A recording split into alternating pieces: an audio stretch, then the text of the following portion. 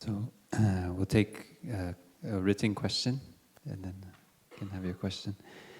So there are two questions that are very related. One is, how can I let go of someone who is very important to me, but can no longer be in my life? How can I let go of someone who is very important to me, but can no longer be in my life? And the other question is, which tools can you use to start working on loss before you have a loss? Before someone you love dies? Which tools can you use to start working on loss before you have a loss? Before someone you love dies?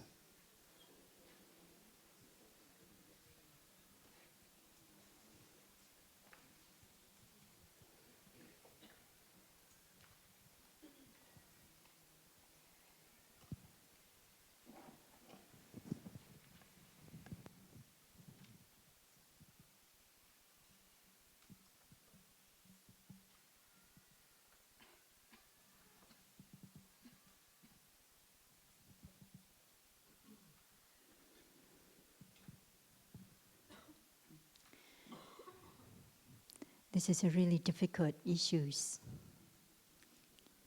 And I feel it's a lifetime practice to prepare for the loss of a beloved ones or eventually my own passing. And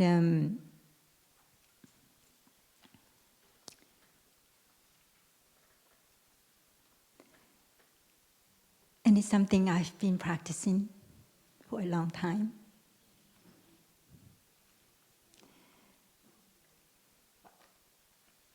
One of those things that I visualize, is my own death that's happening right now, right here. The cells in my body are dying in every moment. And before I sleep, when I'm in my bed, I would just visualize my body dying. And when I have a suffering or a perception that's difficult to let go,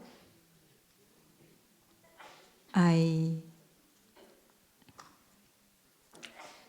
allow it to die with the cells that are dying in my body, because the cells that are dying are not being reborn every moment. And so that's one of the practices that I do. And the other practice is the practice of interbeing, to see how I am so connected with everything, and how my beloved one is connected with everything. And that can be experienced while I'm eating, while I'm urinating or defecating. I can see the interbeing, the interconnected nature. And I have always, and these are practices that I do to prepare for the death of my mother, but also to prepare the death of Tai too.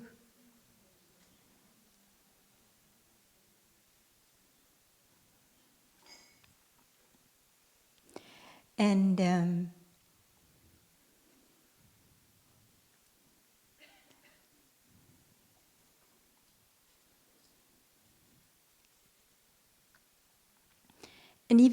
when my mom passed away 2 years ago, even though I know that she's transitioning from this old body to different forms, to new forms, and that she's continuing in me, and yet it can still be really painful.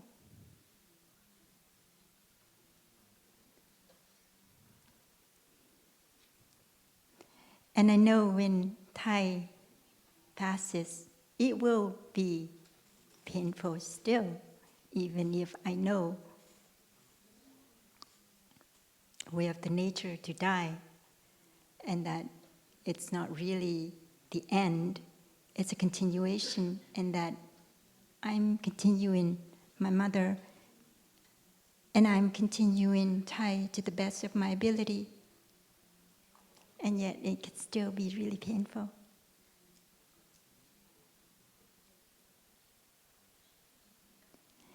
And you know it's a good pain. At least with my experience with my mom, it was a good pain.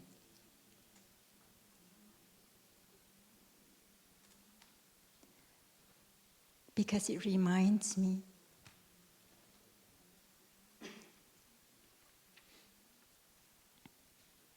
how precious it is to be alive and to still have the people you love around you.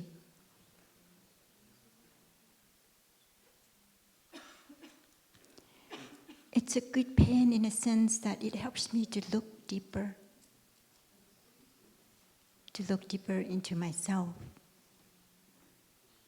to really find my mom in here.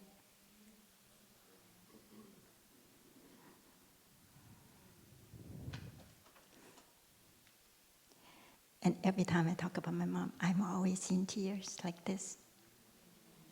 But it's not grief anymore. It's really love.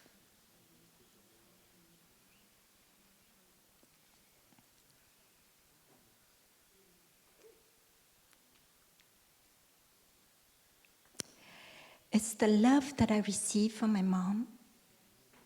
It becomes more tangible when I look inside. And it's this love that I can offer to other people.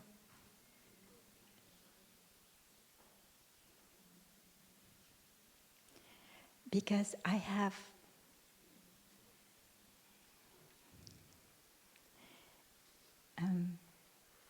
experienced such beautiful, unconditional love that I want to offer other people this unconditional love as well. So it's really good kind of suffering. And so I feel we can never prepare enough. We can never prepare enough for the loss of our beloved ones, or our own eventual death. And for me, it's an ongoing process. It's an unending process to familiarize with myself with death, and to really experience the insight how we are connected, how much we are connected, and that we can see in ourselves the presence of our beloved ones very clearly. Not just the presence of our beloved ones. When I look deeply, I see that I am made and affected and impacted by every single person who had ever come into my life. Their presence is there. I am the way I am because of all those people that I met in my life. My beloved ones are the closest and the most intimate.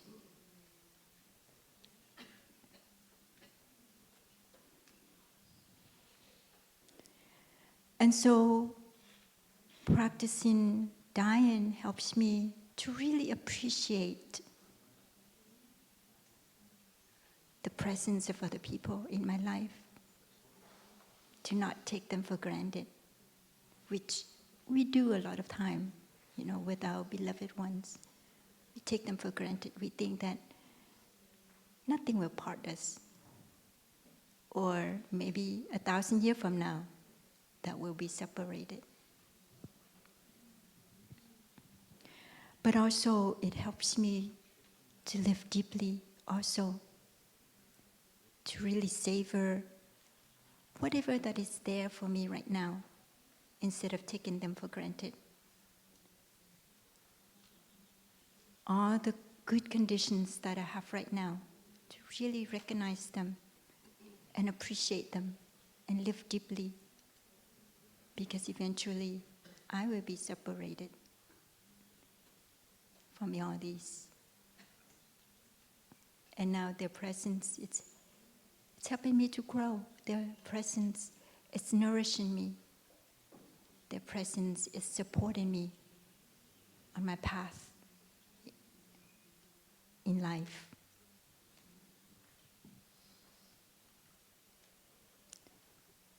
I can never prepare enough, but I know with this step here, now, and with this breath, can make a big difference in how I suffer. And I know I will continue to suffer.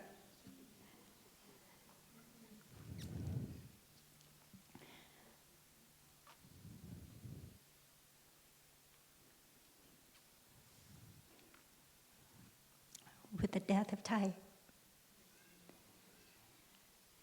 But it's not the kind of suffering that puts me in despair. It's not the kind of suffering that would devastate me, just as it would with someone who does not know the practice and who does not have the insight of how we are connected and how that it's only a continuation and not the end.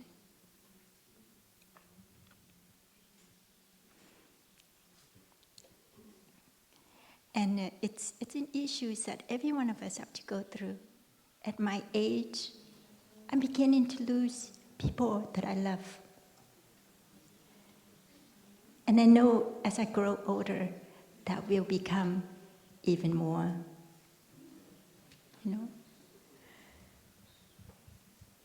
even more so.